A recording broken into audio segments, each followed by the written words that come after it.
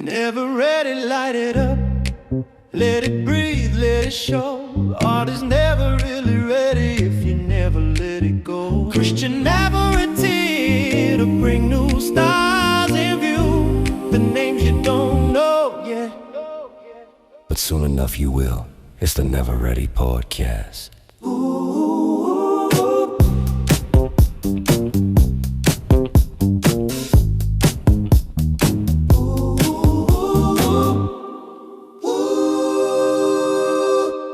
Hey, sorry I'm late. No, you're good. I stopped to get some tacos, but that's neither here nor there. So none for me. Sorry. Cool. I was hungry. But anyway, hey everybody. Thanks for coming to another episode of the Never Ready Podcast. I'm your host, Christian Navarrete. And today I'm actually really excited.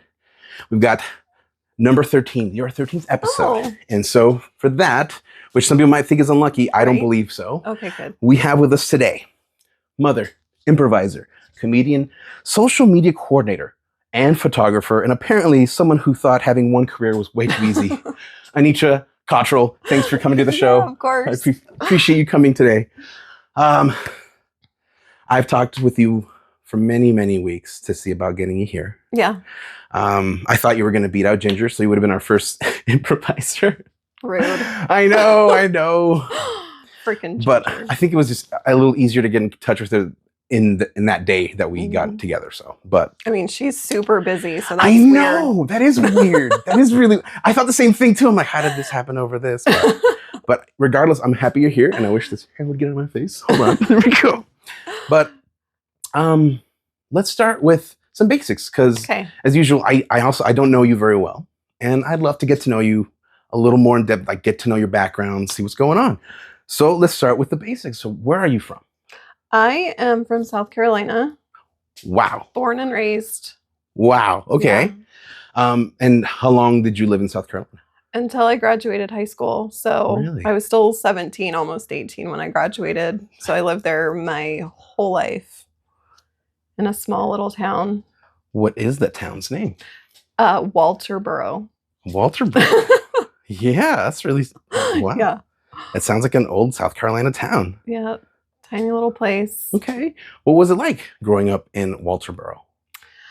I mean, it's all I knew. I didn't even leave like that area of South Carolina until I was like a little bit older. So, Okay. Small town. I think the population is like a little over 5,000. Oh, really? The high school, back then, the high school, we had the main high school in Walterboro, and then there was like another smaller high school, but now the high school is the entire county. Wow. Okay. So even the county is like maybe 30,000 or maybe 40. So it's a small town. Like Walmart was our biggest store. No Costco, no malls. Okay. Do you still have a lot of family there? Most of my family is still not in Walterboro, but South Carolina. Or close by. Yeah. Close by. Mm-hmm. So you've gone, I don't know if you've gone back and kind of seen it. Yeah. Seen it kind of not change so much in the last 20 it years. hasn't changed a ton. Okay. Some things never do. Unlike our fair city that feels like it's grown like 5 times in the last 10 to 15 years. Yeah. Like it's just huge, and I've been here for 10 years. And when I ask people about moving here, they're like, oh, it's really small. You don't want to go there. And I was like, considering where I'm from, that sounds amazing. That's funny. There's a mall and a Costco. Yeah, what? And a Target. And 2 In-N-Outs now? Oh, I don't like In-N-Out. Well, I'm sorry. I care about that.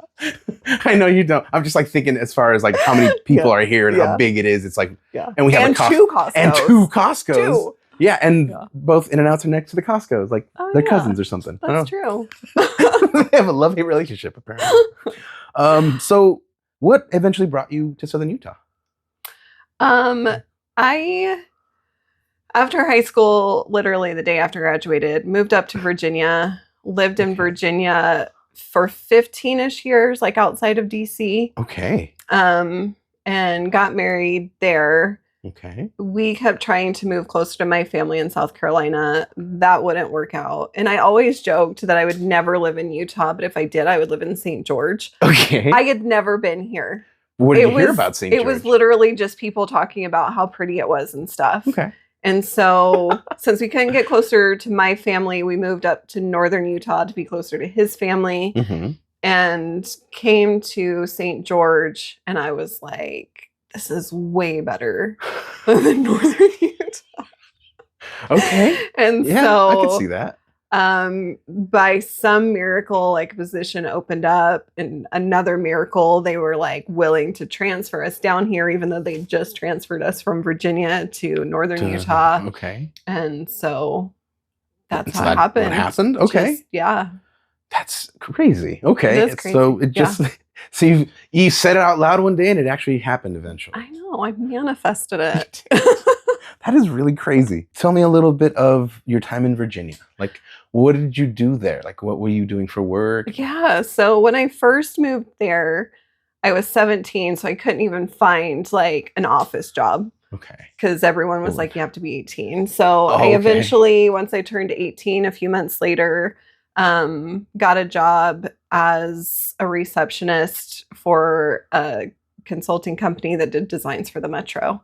Oh, and so was there for a little bit. And then the president or whatever of that office and then this president of another office, I guess, had a meeting. Okay. And I was part of their negotiation of some kind of deal they were making where it was like, well, I want her as my employee. So then we can work out this deal. And so I went and worked for this other guy in like this small little office and was there for just a little bit. I was there when 9/11 happened. And like one of my bosses like had an office in the World Trade Center. And so that was crazy. Yeah. Moved to Utah for like a year-ish and then back to South Carolina for 6 months, then back to Virginia. And that was when I had the interesting job. I worked at the Capitol. I was an elevator operator for the senators. For the what? For the senators, like for the United States elevator senators. Operator. Yes. So you were the one, like. I mean, obviously they don't have the levers. That's what I'm wondering. Anymore. Okay. I mean, they were buttons, and you had to push the button until the doors closed. If you let off the button, the door would pop back open. Safety procedures. Safety precautions, the whole point was when there's votes for the Senate, all of the senators have to come within like 15 minutes to like go up and vote. So they would be coming from their office building. So we had to have like an elevator reserved for them as well as another one so that we could like load them onto the elevator, get them up and to the Senate floor. To be able to vote in the timely manner. Yeah. So we had to sit there and people would try to walk on the elevator because the door was always open. Yeah. So people would try to walk. I mean, you have to be like, senators only. You didn't have like a velvet rope covering it or anything? So I did that. And then I worked in the Senate gallery for a little bit. I checked people into the Senate gallery, was made to put, when the Senate goes in session, you have to have, they put a flag up over that side of the Capitol building. Okay. And my boss was a punk and like made me put it up one time, like wearing a dress, and you have to climb up a ladder to go up onto the roof of the Capitol building. Okay. So I can say I put a flag on top of the Capitol building. I guess that's cool. That's cool though. Hey, and you got to help, senators go up and down elevators. Yeah. But it is kind of a weird thing. I can't not think of it as having like I know. Because why wouldn't you? Even if it's like modern, you'd be like, it's awesome. And it'd be hard not to do the voice to go along with it. But that's really cool. You're right. It's a lot of fun. So you already know that this is one of the more fascinating jobs you've had. Oh, for sure. Because you've told people was like, what? Yeah. I mean, I was with senators every day or like famous people that would come in lobbying for things. Yeah. So like I got to see cool people.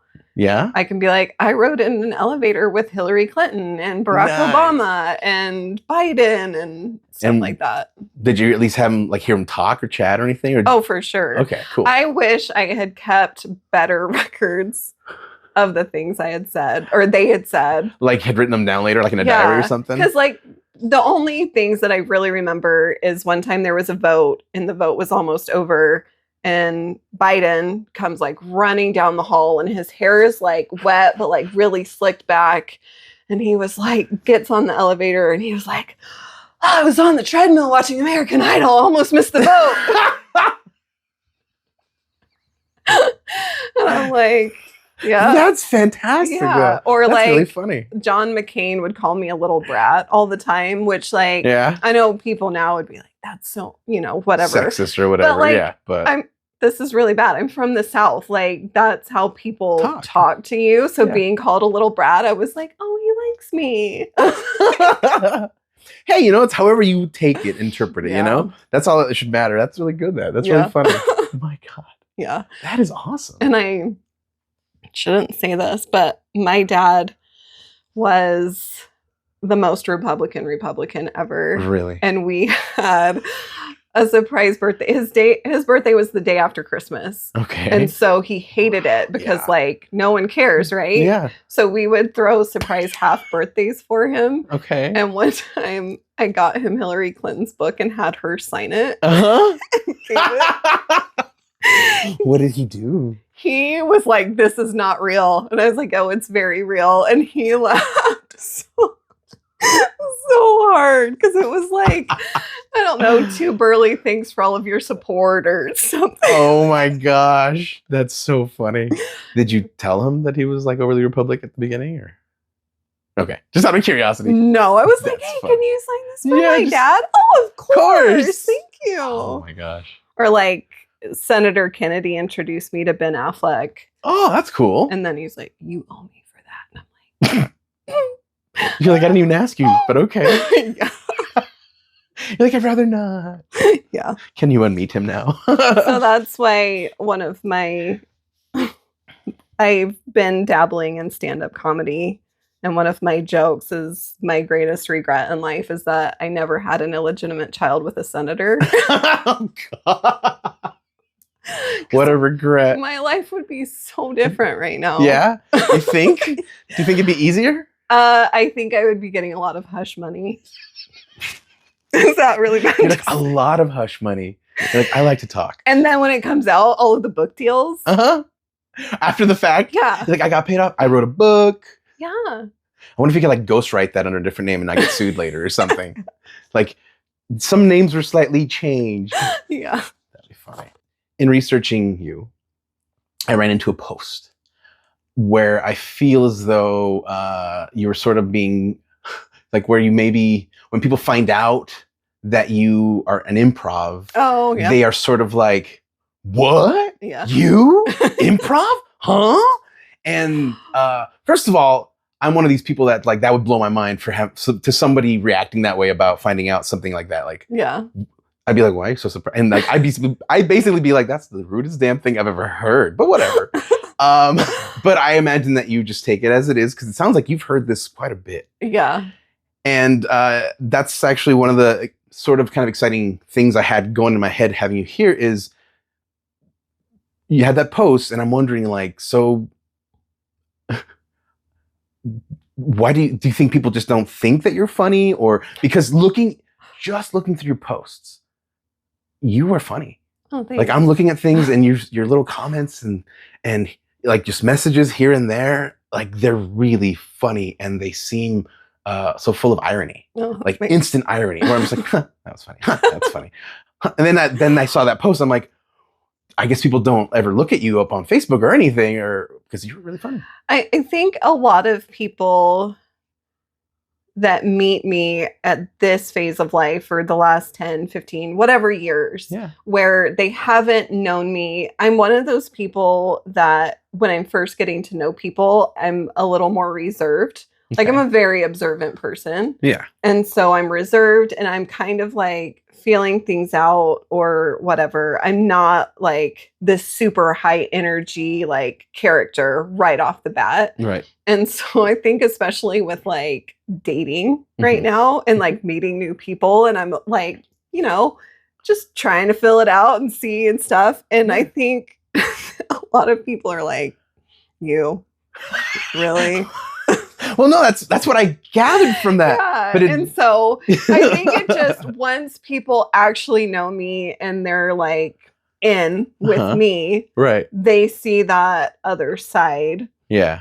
And that's what I came to realize, like, and why I was curious and asked people, like, is this weird? Yeah. That's what I figured. So yeah. Well, I imagine if I were to go out with somebody, like let's say like you and I had gone out on a date and I didn't know much about you, that's the thing where I'd be like, if people that were around were basically explaining to me how funny you are, or I hear about how funny you are. I don't think my reaction would have been, what, you? I basically would be like, all right, let's, I'm excited to see where this goes. You know, that's me. Which is also pressure, because I tell people I do improv, but I wouldn't and they're like, perform. I wouldn't be funny. Right. And I'm like, that's not how it works. And now, although you are funny at a drop of a hat, like with that our opening joke, I mean, I just asked you for a little help, and you, without even hesitation, you were like, tacos. I'm like, of course, tacos. Why not tacos? Because I would never thought tacos, because the word tacos itself doesn't sound funny until you say it. I'm like, tacos is funny. Out of context. Yeah. Anyway, but no, I just, I didn't bring you on here just to tell you how awesome and funny you are. It's just, I guess, the prize you get as well for coming onto the show, because then you get to hear about it. And I can always use the ego But boost. that was one of the biggest things, is just like, I don't know, like, I think my wife mentioned one of the first times we ever saw you in Improv years ago. It was you and Ginger. And I can't for the life of me remember right now what exact thing you did. But there was something that every once in a while the girls would be like, oh yeah, first time we saw Anitra and she did this. And I'm like, oh. And I'm like, and it's been maybe 4 or 5 years since that happened. If the timeline fits. Yeah. No, that's true. And they did the same thing with Ginger. And that one, she says something like, oh, my wife said something like, I didn't know cancer could look funny. And I'm like, and again, out of context, that doesn't sound great. But if you'd have been there, you'd have been laughing as well. But, you know, things like that. So I wasn't 100% sure on this. Were you a founding member of So You Comedy? No, I think I moved here and reached out to them maybe a year and a half after they started. Okay. So they had been around for just a little bit. Okay. Yeah. But you are a member of So You Comedy. Yes. What was life like the first initial years you were here in Southern Utah? So moved here in 2016. My youngest at the time was a month and a half or 2 months old when I moved here. So I was very much into I'm a mother of 5 young kids, right? Overwhelmed, have no life, just existing mode, right. Basically. Like, it was just because my oldest turned 8 after we moved here. So in that span of time, less than 8 years, I had 5 kids. Dang, okay. And so I was very much in it. Yeah. And so my first period of time here was just being a mom. And were you married? You were still married at the time? Mm-hmm. Sorry, I'm just making sure, just for the timeline and knowing. But okay. And then I was scrolling Facebook and there was an ad for an improv show. And I was like, I didn't know they had improv here. That's cool. And so went and saw the show and I was like, I want to do this. Yeah. And in high school, I did like what people would call here theater. I took a drama class, but again, small high school. I think the drama teacher was like a chemistry teacher or something that they were just like, hey, teach drama. How hard can it be? Right. Jeez. And so we did like this much improv. So I might have lied on my resume a little bit and was like, I did improv in high school. Very small. So, you know, I did that kind of stuff in high school. And then after that, it just kind of like fell to the background. Okay. So reached out. Chewy was the one that Chewy Lockhart. Was kind of running it. And so I sent him a message and was like, what does a person have to do to be a part of this? And they had barely just started classes where the sign up was full. There was no space for me to do the class. Really? And so he was like, you're welcome to come to our cast practices. Mm-hmm. So I did that and, you know, so intimidating. Really? Yeah. Just all of these people that had known each other for a while and been performing for a while. And I had done improv. Gosh, Chewy's going to watch this and be like, liar. And I just kind of threw myself into it. And that was the first time as a mom for the past 9-ish years where I was doing something, like going out of the house and doing something consistently that was like for me and was a creative outlet. Right. And so like I say jokingly, but it's not a joke. Like I feel like improv saved my life. Like it was, being a stay-at-home mom, and that's all you're doing, and not all, like it's really hard, but like you kind of lose yourself in that, and you lose your creativity or whatever. Even your identity sometimes. Yeah. And so in a lot of ways, I also lost a lot of like self-confidence and stuff. Okay. And so doing improv, I started going to the cast practices since I couldn't do the 101. And then for the 102, they were like, hey, do the 102, do the 103. I performed with them in Mesquite, which was an interesting experience before I was part of the cast. And then I became, was in the cast, and like having people see me and compliment me or say these things were like really boosted my ego and gave me a lot of self-confidence, where I was like, oh, like I am good at something. Because for a long time I'm like, I don't have anything. I don't have a thing. I'm not good at anything. I just make breakfast and dinner and sweep a floor and, know.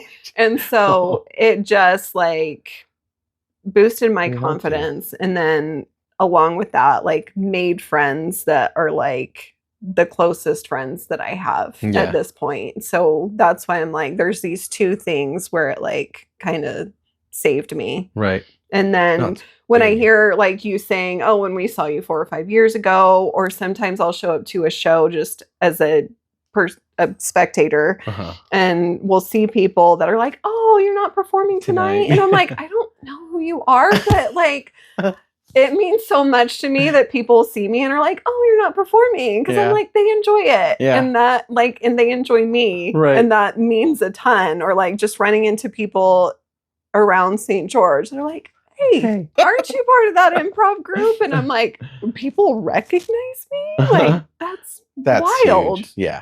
That's huge. So that's really funny. What was it like performing for the first time? So it was Mesquite. Was it? Okay. They were doing some kind of like showcase or something where it was like different performances. And we get there and it's at their like civic center or whatever, and full audience. And we're like, this is going to be awesome.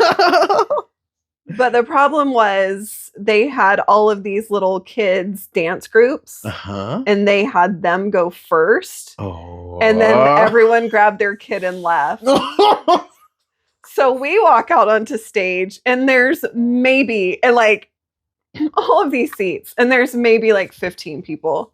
Okay. That's not a terrible number. Maybe. But much more than what you... Sitting like sparse 100 yards away. Jeez. And like, asking for suggestions. And it's like, proctologist. Like just the very stereotypical, like, well, guys, thank you. And so, we all rode up together or down and in my mom van. And we had so many jokes, like coming back, talking, and I think it was Ginger that was like being seen naked, but not in a good way. Like you're like bent over and your body's all awkward and the fat's hanging all over the place, and like someone's walked in on you and you're like, so.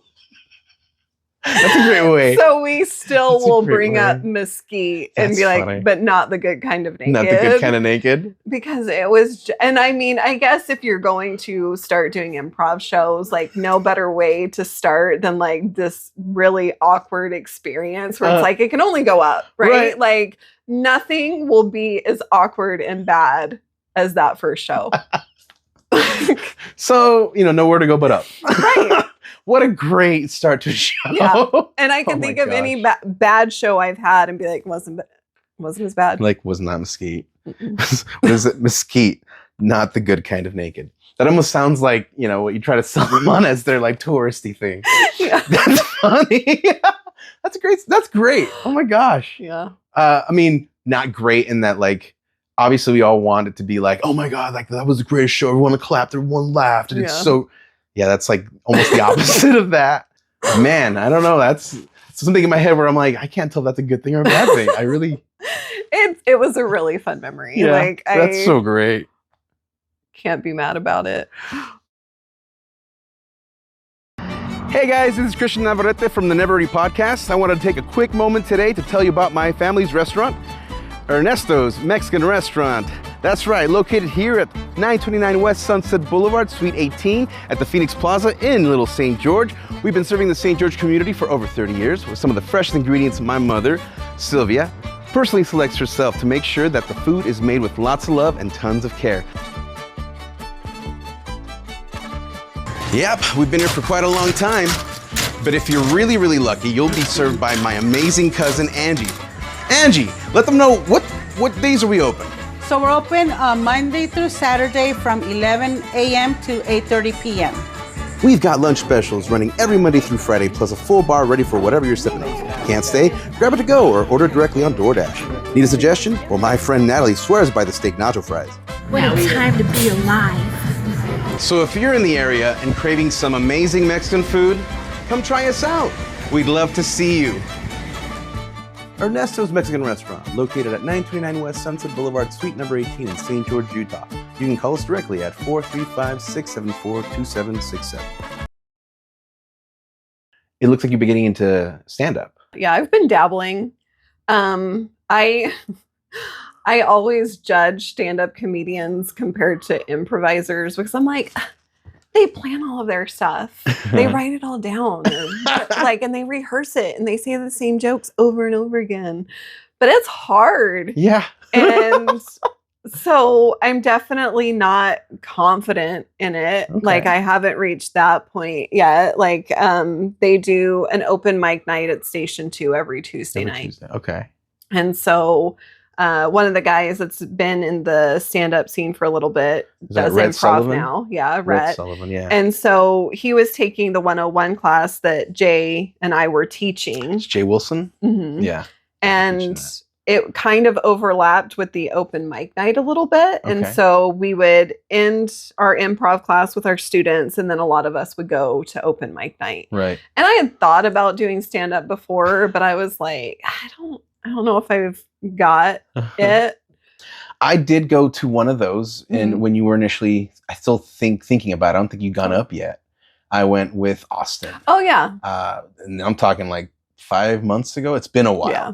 And we were getting to know Rhett, and I had a little bit of time. I haven't been able to go back. I want to because Yeah. it's fun. It does look initially like a lot of comedians who are still coming up. It Like is a mix. they're still like, really working those jokes. yeah, and know? some of them, the ones that do it, that have been, they're the ones running it, and they've been doing it for years. Yeah.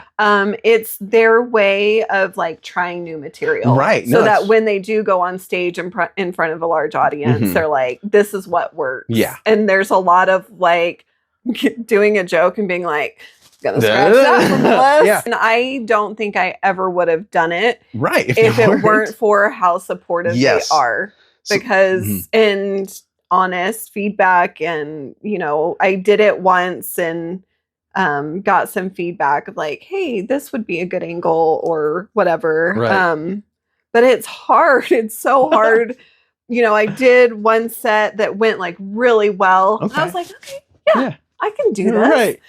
And so then, and I was mostly improvising. Like I had the ideas, but I didn't want to be one of those people that was like super rehearsed or Ooh, whatever. That takes courage. And well, I do improv. Like a so good I was pirate. like, I can do this. Yeah.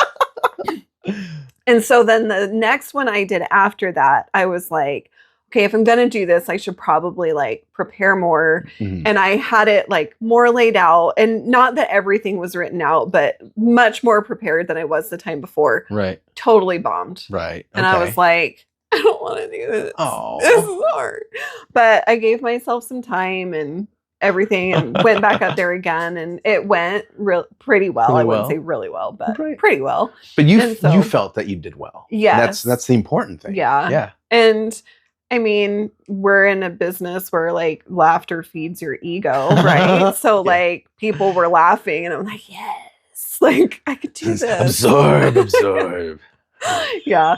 But when you're in that business of laughter feeds your ego, when there is no laughter, it's like Oh no. Yeah. How do I get them back? Yeah. Yeah, I could see that like the panic to set in, and it may be driving you to bomb harder. I don't know. Hopefully not, but that's really funny.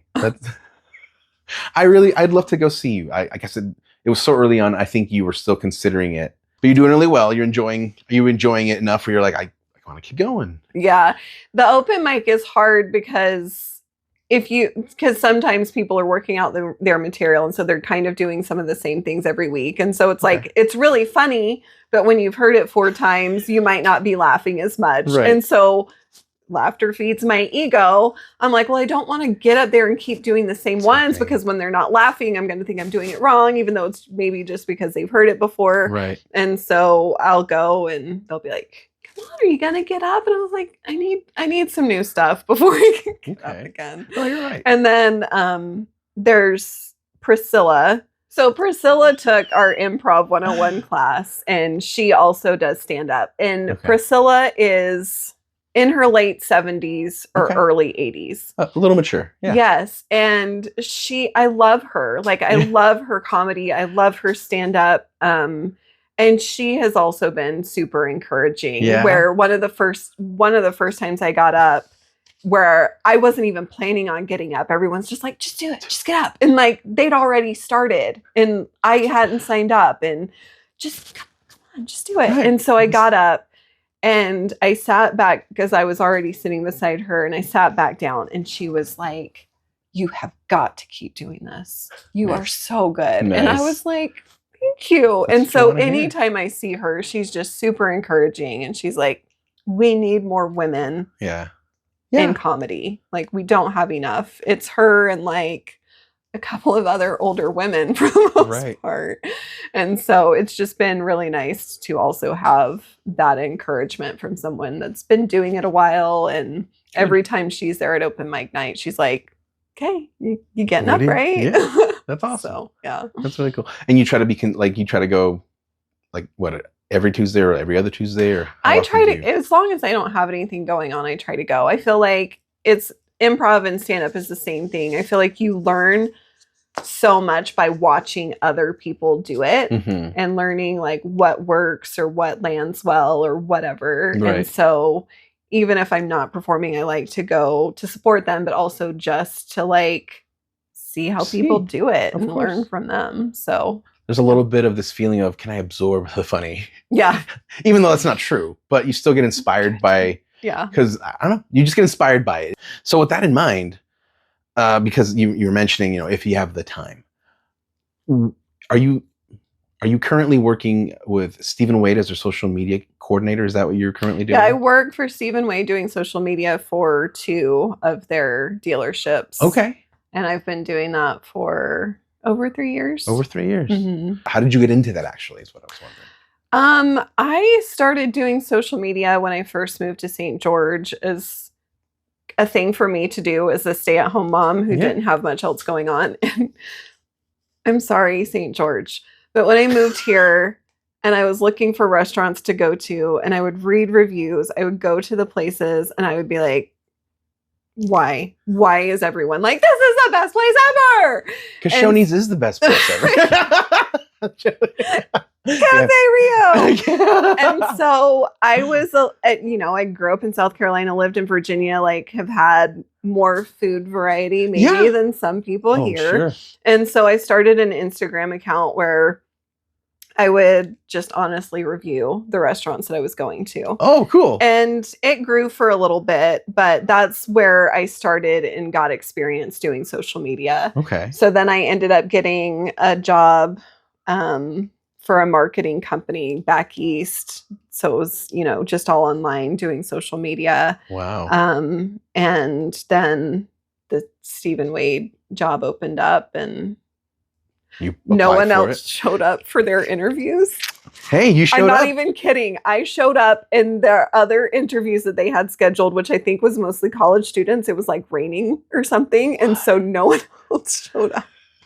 And hey, it was meant to be. I know, but I don't think I would have gotten it, honestly, because they were all about like, oh, let's hire younger college students. Right. And so it kind of fell me. That's awesome, though. Yeah. Like, that's really cool that they didn't hire a young college student. They hired someone with experience who's lived here, who'd already written reviews about St. George's food thing. Like, Yeah. you had the experience. Yeah. But- I thought so. Yeah. No, it's one of those, I don't believe in fate, but it could have been something where it's like, you know, if these people show up, she probably won't get it. Yeah. Because not even because of their merits, just because of what they assumed would be the better choice. Right. And then, but you show up and boom. Yeah. That's so cool. Yeah.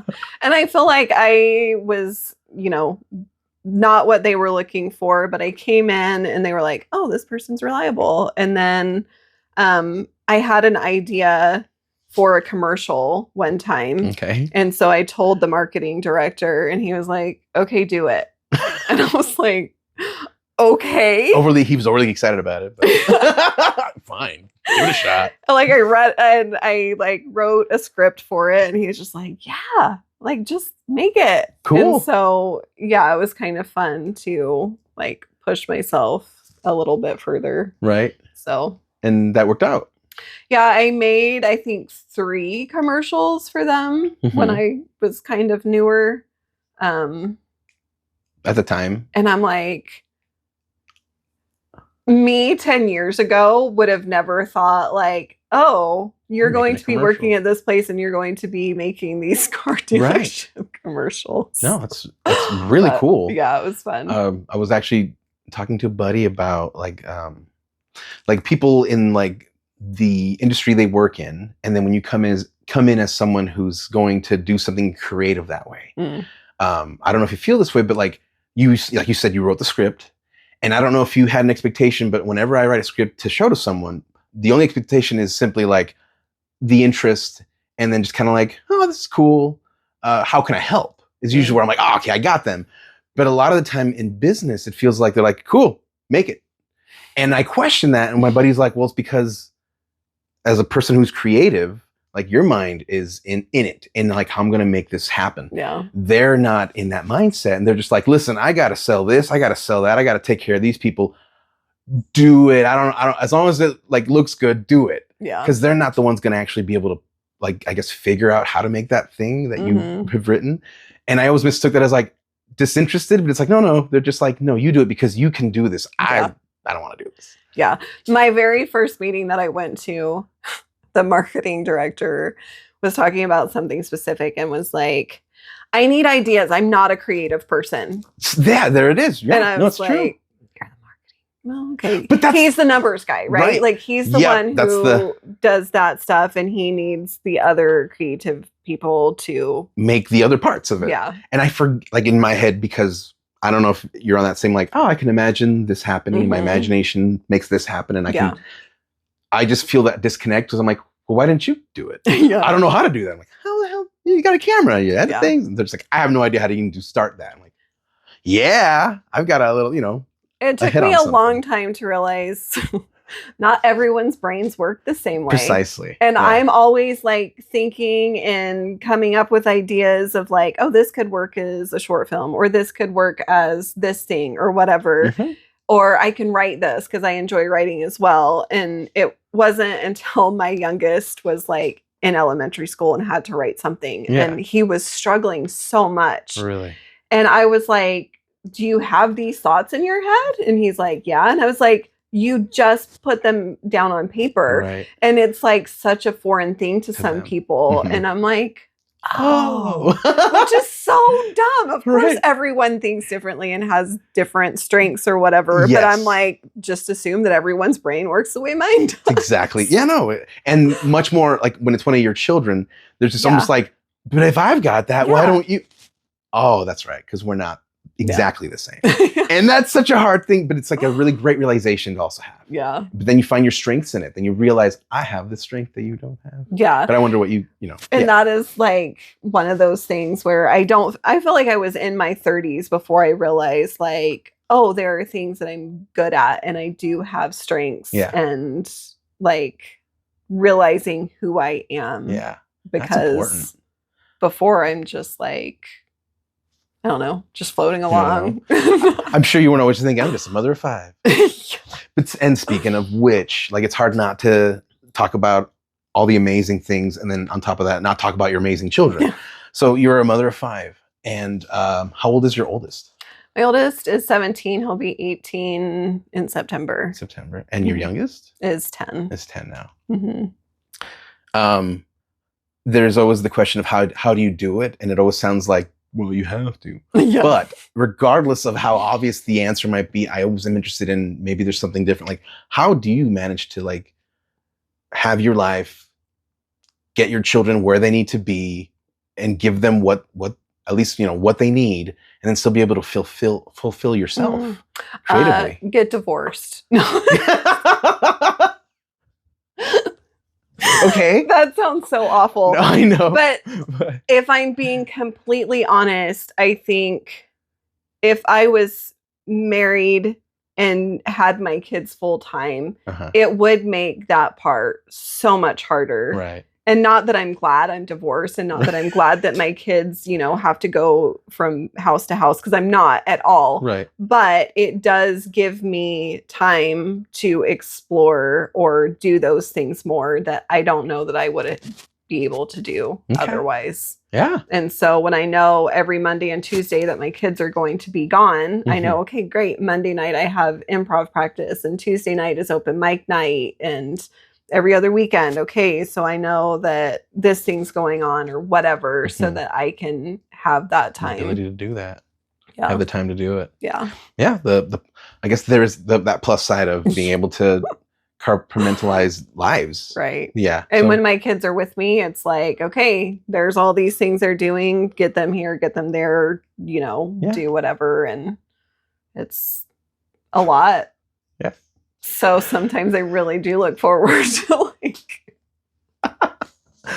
those little breaks. Okay, well, good. I mean, it's good to know. Like I said, I have such a hard. There's a lot of questions where my mind plays like, why would I ask that? That's the stupidest thing. But then I'm like, but no, like everyone has a different answer. Yeah. Again, no one's brain works the same way, and everyone has like a different way they do things. So okay. So we talked about the improv, social media, stand up, but I am also finding that you're a photographer. Not so much anymore. Okay. But sometimes. Well, I guess how did you get into that? And then slowly, it sounds like you're kind of moving out of it. I was always interested in photography, but I hate numbers. I hate math. And photography is so much about like adjusting, right? And and all of that stuff. And so it felt super overwhelming to me. And then there was someone that was having like a weekend retreat or something where they were teaching photography. Oh, and cool. So I did that, and I was like, I can do this. Yeah. And so I did it for a bit, but then I was like, there's a lot of really talented photographers in St. George.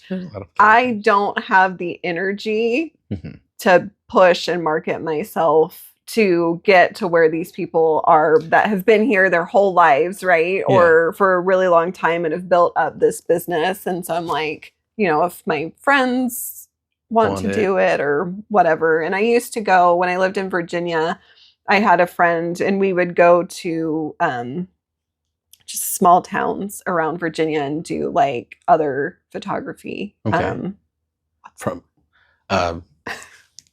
Shoots? What can I think of it? Well, like old buildings or whatever. Right. Like there was a prison that was closed down, and we, and some of it was open. They had converted some of it into like an art type village where because there were different buildings for the prison. Okay. And so there would be like artist studios and stuff, but then like some of the prison was still closed. So we're like with our cameras pushed up against these holes and these doors, like, and it was really, I love if I could do urban photography, like urbex, and like go out and find abandoned houses or abandoned buildings, right, and take pictures. That would be like my dream job. Really? I love old stuff like that so much. Okay. And I love the photography of it. Like I just think it's so cool to look at. Like in its natural, yes, like falling apartness of it, or okay. Yeah. You just, in the way you can capture that image, you really like the composition. Yeah. Okay. Yeah. Huh. Never even thought about that. I know. But you've done it. You've seen it. And that's something you're just like, I really like. Yeah. I just think it's really cool. Okay. Yeah. And so like when I was doing photography a little more, I went back home to South Carolina and my niece was graduating high school and my dad had found the house that his mom was like raised in. So it was like this old wooden house like falling down. Like his mom was born in like 1890 something or 1900. So it was an old house. Really old. And so I took senior pictures of my niece like around this house and stuff. So I don't know. I think old things are really cool. And I just think about like all of the stories and all of the things that happened there or how it got to the state it's in now. Like, it's just fascinating. And if you can capture that perfect image. I guess I have a thing for old stuff because seniors. I also I wanted to try and I pushed it a little bit. I wanted to do older couples and I called them silver sessions because I just love like the idea of this couple that has been together for so long and like have lived this whole life together and capturing them because I feel like a lot of times when people get older, they don't take the pictures of themselves as much and they don't capture those memories together as much. And so that was like something that I really wanted to do because I'm like, I just love seeing like those couples together and like get the pictures together while you can. Yeah. Because like time is limited and I don't know. Oh, it's true. It's true. Yeah. That is definitely the aspect of having that, and we don't think about it. You're mentioning that, and I'm like, man, it's been a while since I've taken a selfie. Like I've taken pictures of just like my kids, and my wife, my girlfriend. I've taken pictures, but I don't, Well, especially older people that didn't have digital cameras or cell phones. They're not like pulling out their cell phone to take, those types of pictures together very often. Yeah. So they should be. Yes, because it's nothing cuter than the old grandpa with his kids. Grandkids there. Yeah. I love that. Are you a very political person? No. Whether or not, are political, there's still some issues that happen in the city. But what are some of the issues around town that actually matter to you? I think the thing that I'm probably the most outspoken about that's political is like land and land use. And I am one of those people that a lot of people in St. George are annoyed with because I'm not from here. I didn't grow up here. And so it's like, well, you moved here. Like, what did you expect? It's growing because of people like you. But I moved here because of how pretty it is and how much there is to do outdoors and to like enjoy nature, this area. Right. And that urban sprawl of like things growing out so much, and there's like really amazing land that just keeps getting developed, or like trailheads that now you have to drive through a neighborhood and hope you can find it, or now it's on private property or things like that. So that's probably like the thing that I get like, like leave it alone. Just them taking away land. Yeah. Them using land for their own uses and again, taking it away from others. Yeah. And so, the Northern Corridor is like a huge topic of conversation for a lot of people. And like, I understand that it's been something that was planned for, I think 20 years, 15 years, like that they agreed to it. But then it's like, there's also workarounds, but my biggest concern with it is like all of this land that will go along the Northern Corridor. What's going to happen with that land? Right. Developers are going to come, people are going to want to make money, or they're going to sell stuff off. And then all of that land is also going to be developed and that kind of stuff. I'm like, why can't? Kind of breaks your heart. Yeah. No, yeah. And I just feel like there's a lot of money hungry people. I just feel like there's a lot of greed. We always take greed over, the beauty that is things. We're just like, who cares? We're not there to enjoy it. But I was curious because I, again, just kind of stalking you. Yeah. Looking at your profile. And there's something that you care a lot about the issues here. And as you put it, from being from somewhere else, a lot of us are like, why are you giving your 2 cents? Yeah. But you live here now. Yeah. You know, and these are good things to care about. Yeah. Like there's not like, you're not saying like build more things and take away more land. You're actually being a positive voice. So. Yeah. And I'm friends with Jamie Levitt. She ran for city council recently. Right. And I love how, and I wish I was like her and made the time for stuff like this. She is so involved in how can we grow communities in a way that's like responsible and stuff, and like growing up sometimes instead of out, or making downtown areas walkable, or just different things like that. And she's always posting like community meetings and stuff that are going on where I'm like, I should probably be more. I want to do the fun stuff, not the stuff where I'm going to leave and be like, you're like, why are people so annoying? Oh no, the kids are home today. Every time. It's weird. But no, I understand that. Yeah. It's like and obviously you need to be more present, and you have to give it up for Jamie. Yeah. She's there and she's doing it. She's become the face. She's like doing the thing and actually walking the walk. So but I'm glad we have somebody doing that. Yeah. You know? I wish she would have made city council. That would make my life way easier. Would you ever run? See, she's doing the things. Would I? Yeah. I did consider it a small amount of time.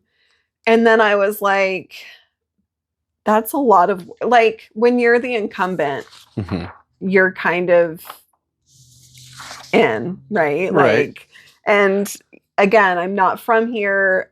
People don't know who I am, the amount of fundraising I'd have to do or whatever. And I'm like, and I'm like, I just don't know enough about all of these ins and outs of these things where. Right. And they can be intimidating. Oh, for sure. Like, it's like I don't know if you feel this way, but it's almost like if you come from a place where you're not really into it, like you're like, wow, the walk is at step 1. Yeah. And that it's like 300 steps to get there. Like, it just seems like a long, which can definitely be like, you know what, I'll come back later. Yeah. When erosion is hit. Yeah. So I can understand that. On September 18th, you're hosting a stand-up showcase in Colorado City at Short Creek Spirits. Yes. Tell me more about that. Like, we have some local comedians. All of them participate in the open mic nights, and they do electric comedy and all of that fun stuff. And so they thought it would be fun to get together and try a stand-up show out in Colorado City. Is electric comedy just simply like that they do it at the Electric Theater? There is an actual stand-up comedy show called Electric Comedy. Oh, okay. See, I wasn't sure. Yeah. Okay. Yeah. So it's more, I guess that's like for those of us who don't know what electric comedy is. So what is electric comedy? There is a woman named Val who came, and I want to say it was around COVID. Okay. Moved to St. George, and I hopefully not messing this up, but she's done stand-up for a while, was doing stand-up in California and LA. And so when she came here, she wanted to do like stand-up shows here as well. And so she started Electric Comedy, and she has people mostly local that do it. And then she will bring in other people a lot of times as like the headliner. Okay. Yeah, really Name's fun Val. shows. Mm-hmm. Happen to her last name by any chance? And if you don't, it's okay. Duro. Okay. So she's still, I believe she's moved back to California, but she still comes and does the electric comedy shows here. So that's electric comedy. Mm-hmm. There are going to be some comedians from that troupe, in the sense of or that do the showcase in the electric comedy. They're going to be all of the participating guys that are doing the show in Colorado City are local comedians. And I know Rhett Sullivan's going to be there. Do you know any of the other comedians that are going to be? Daryl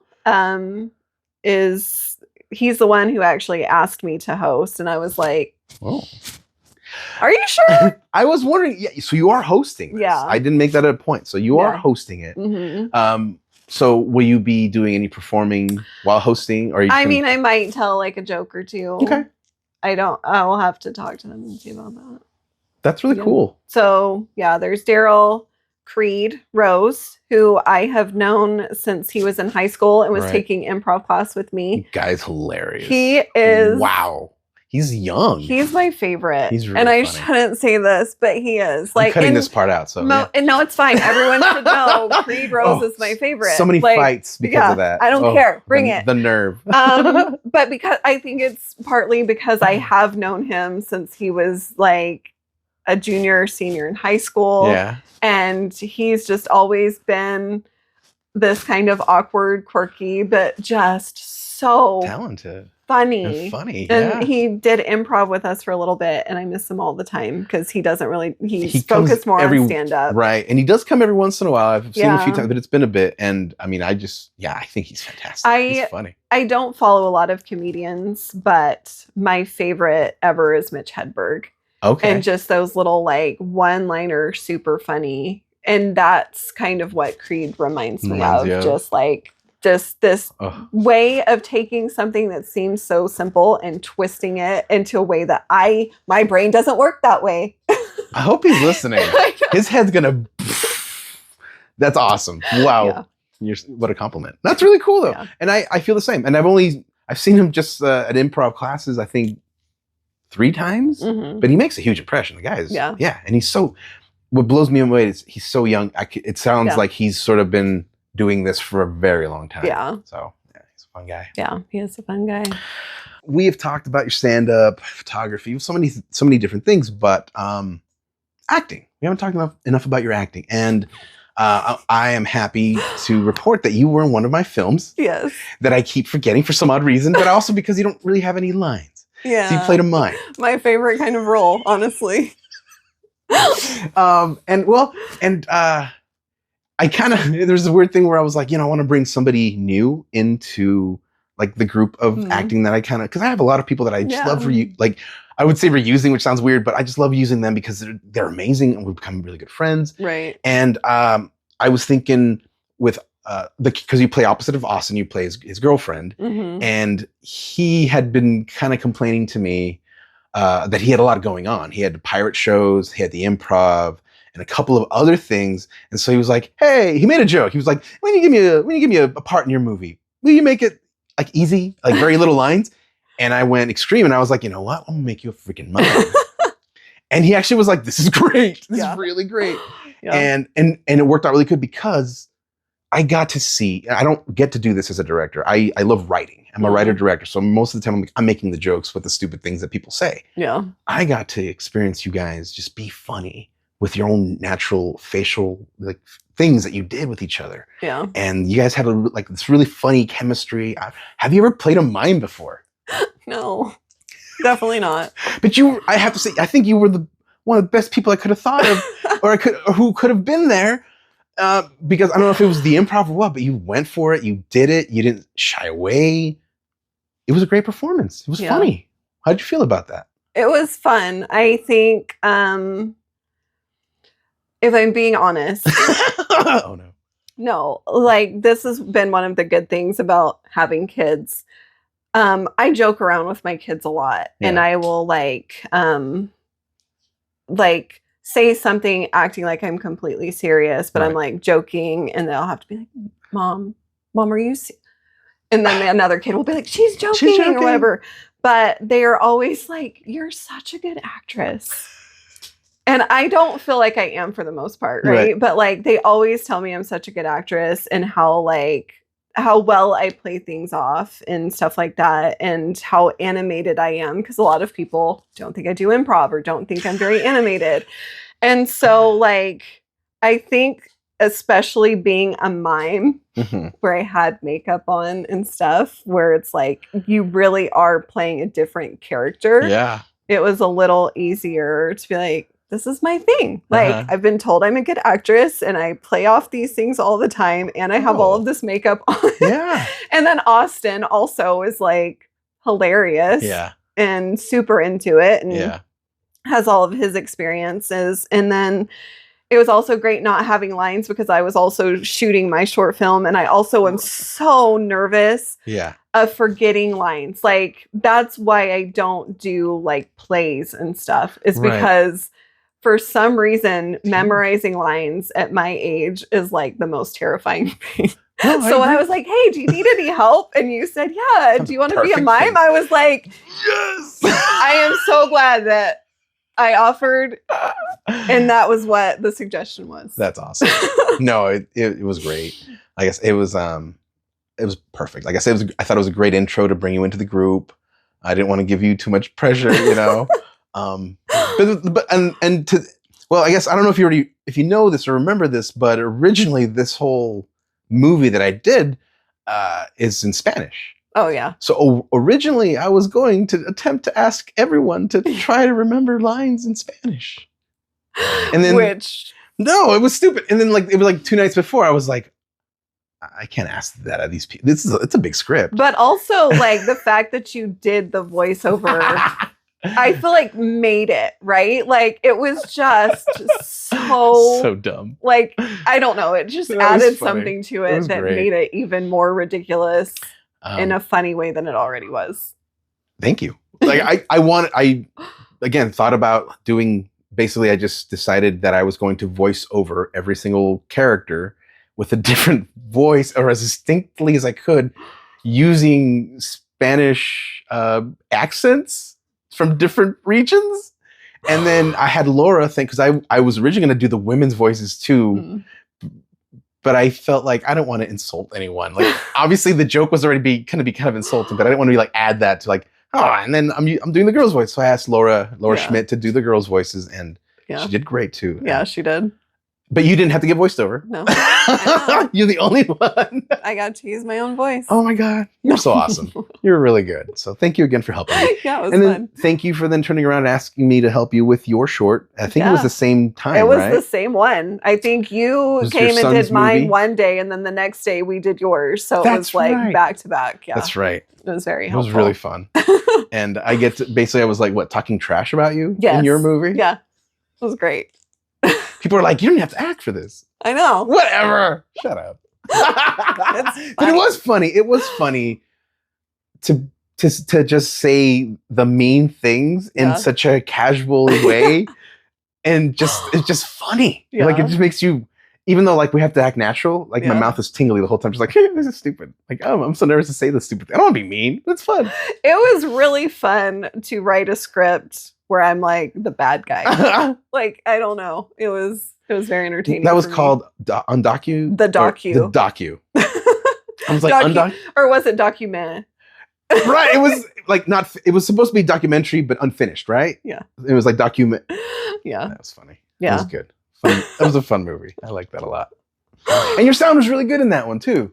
The sound was really, really good in that one. A lot better than the sound in most of my movies. So I was a little bit like, what the hell?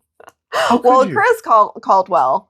I mean, Chris I Caldwell. have to mention him. He's done every one of the short films I've done.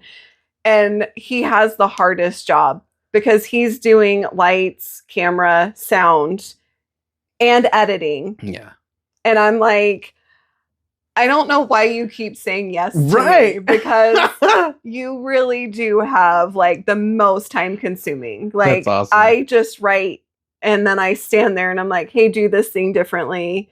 And I'm not in most of them because I don't want to be in most of them. Oh, really? And so I'm like, he's a saint. Yeah. The fact that he spends the amount of time, and it's Yeah. hard to edit something into 6 minutes. Right. And to Unless you write a 3-minute script and then. and I thought my last one was going to be short and it was not. Did you go over the time or did you cut a lot of things out? I had to cut quite a bit. Did you? And this was in, they say that it's a minute per page Mhm. or whatever. Yeah. And I think I had 3 pages. Okay. And it was, I think, Single spaced. Just kidding.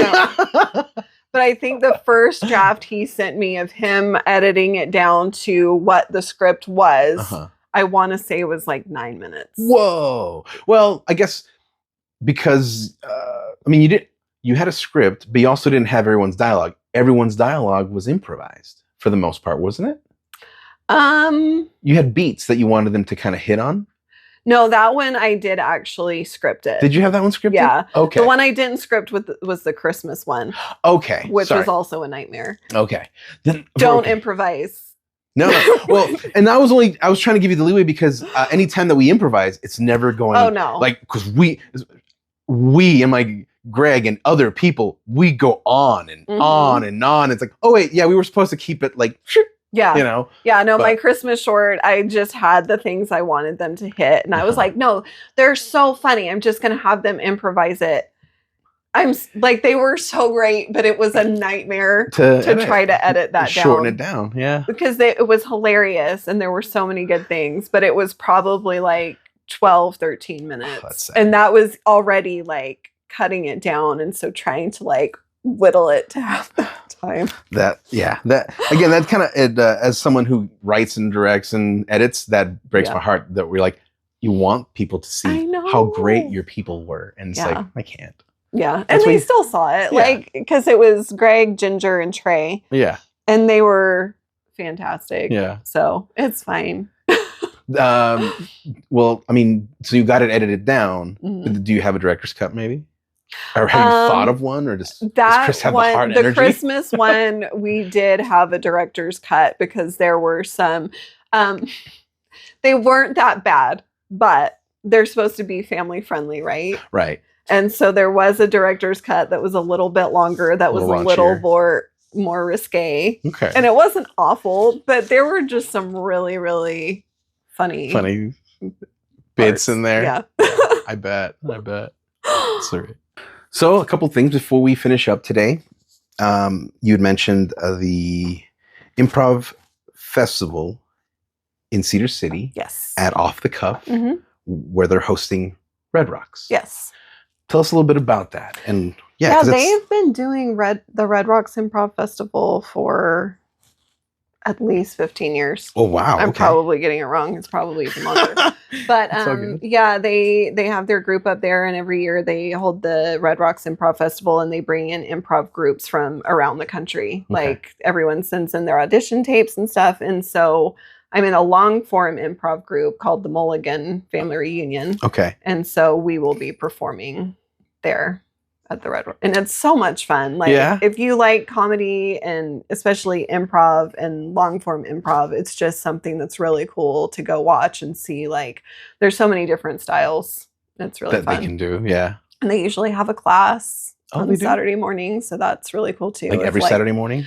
No, sorry, during the Improv Festival, they usually have like some kind of workshop or something. It's like an added workshop that they do for people who are interested in seeing that. That's really cool. For anyone watching, where can they find more information about the Improv Festival in Cedar City at Off the Cuff? Just go to otccomedy.com and they have all the information there. They also post about it on social media for OTC Comedy. So okay.